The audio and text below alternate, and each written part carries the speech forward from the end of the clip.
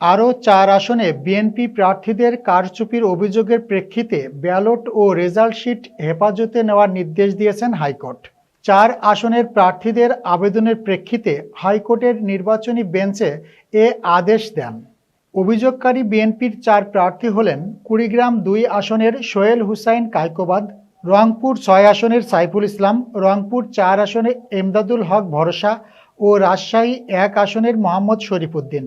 এর আগে গণপ্রতিনিধিত্ব অধ্যাদেশের ৪৯ ধারা অনুযায়ী নির্বাচনী অনিয়মের বিরুদ্ধে করা নির্বাচনী আবেদন শুনানির জন্য হাইকোর্ট বিভাগে নির্বাচনী ট্রাইব্যুনাল গঠন করা হয়। বিচারপতি মোহাম্মদ জাকির হোসেনের নেতৃত্বে একক বেঞ্চে এসব আবেদনের শুনানি চলছে। এ নিয়ে কারচুপির অভিযোগ এনে বিএনপির পক্ষ থেকে ৭টি ও জামায়াতের পক্ষ থেকে ৩ আসনের ব্যালট ও রেজাল্ট শিট হেফাজতে নেওয়ার নির্দেশ দেন হাইকোর্টের নির্বাচনী ট্রাইব্যুনাল। এছাড়াও আরও বেশ কটি আসনে কারচুপির অভিযোগ এনে মামলা করা আছে হাইকোর্টে।